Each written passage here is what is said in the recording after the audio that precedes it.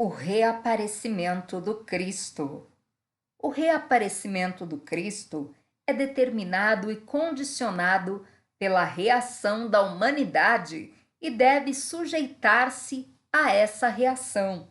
Sua tarefa, ademais, está sujeita a certas efemeridades espirituais e cíclicas e a impressões provenientes de fontes que se encontram em níveis superiores aos que ele normalmente atua. Assim como os assuntos humanos afetam suas atividades, também o afetam as grandes determinações e profundas decisões da vontade de Deus.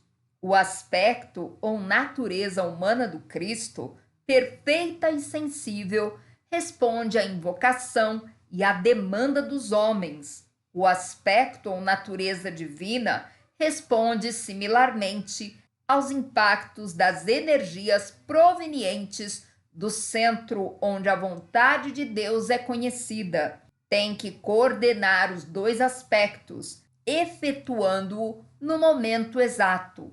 Não resulta fácil extrair o bem do mal humano. A visão do Cristo é tão ampla e sua compreensão da lei de causa e efeito, de ação e reação, é de tal magnitude que não é muito simples decidir sobre a atividade e o momento oportunos. Os seres humanos tendem a considerar tudo o que sucede ou poderia suceder, desde o ponto de vista estritamente humano e imediato. Não compreendem realmente os problemas, decisões e implicações que Cristo hoje deve enfrentar, dos quais participam seus discípulos. Sua tarefa consiste em desenvolver a mente que está em Cristo e, ao fazê-lo assim, ajudarão a desimpedir o caminho para a chegada de seus pés, como diz a Bíblia em Hebreus 7,13. Observar a vida e os acontecimentos à luz dos valores espirituais, como fez ele, facilitará a promulgação dos novos ensinamentos e proverá a estrutura da nova religião mundial, dando-nos assim um novo ponto de vista da intenção divina e uma percepção viva das mentes daqueles que cumprem a vontade divina e dirigem o futuro da humanidade.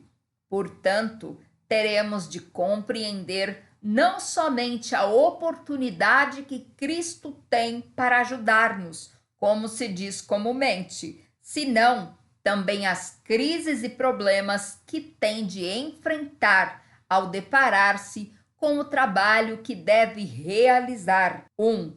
As crises de Cristo na vida de todo discípulo, particularmente na daqueles que devem deparar com certas grandes expansões de consciência, sobrevirá uma crise. Nessas crises se adotam decisões, voluntária ou involuntariamente. Havendo-as adotado, o discípulo se encontra então em um ponto de tensão, premido pela decisão, e percebe e vê mentalmente com maior clareza o passo que haverá de dar, influenciando sua atitude em relação ao futuro. Quando o trabalho é realizado durante o período de tensão, então sobrevém o que poderia denominar-se o ponto de emergência, o qual significa sair de um campo de experiência para entrar em outro.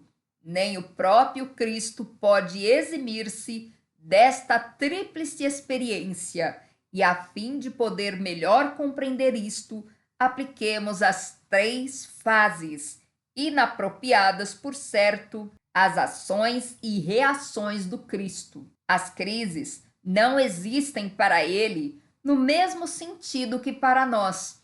Não há esforço em seu ponto de tensão. Entretanto, a analogia é apropriada como para incutir o que aconteceu nesse estado de consciência que caracteriza a hierarquia espiritual, a cujo estado de consciência podemos aplicar o nome de percepção espiritual, em oposição à percepção mental, que constitui a contraparte humana. Há de se recordar que o ponto de crise que produz o ponto de tensão a que o Cristo se submeteu voluntariamente é uma questão ou acontecimento hierárquico, porque toda hierarquia está implicada na crise. A razão é simples.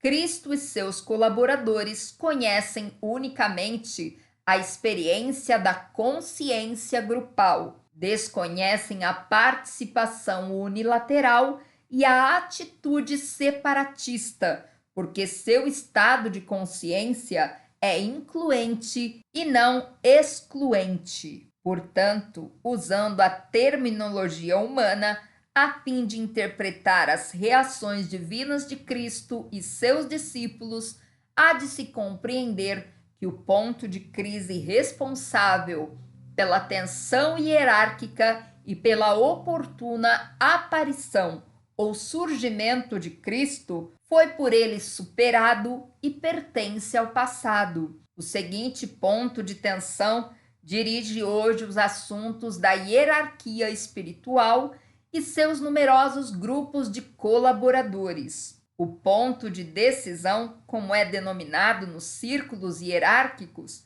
foi alcançado no período compreendido entre a lua cheia de junho de 1936 e a lua cheia de junho de 1945. O ponto de decisão abarcou, portanto, 9 anos, um lapso relativamente breve, e teve como resultado que Cristo decidisse reaparecer visivelmente na Terra tão logo quanto fosse possível, muito antes do que fora planejado. Esta decisão, logicamente, foi adotada consultando brevemente o Senhor do mundo, o Ancião dos Dias, mencionado em um Antigo Testamento, e aquele em quem vivemos, nos movemos e temos nosso ser, mencionado em um Novo Testamento, custódio da vontade de Deus, e com o pleno conhecimento dos mestres e dos iniciados avançados. Isso foi inevitável, porque sua participação e ajuda eram imperativas. Também era necessário que colaborassem mentalmente com ele e o acompanhassem, porque seu reaparecimento significa uma grande abordagem hierárquica à humanidade e um grande acontecimento espiritual.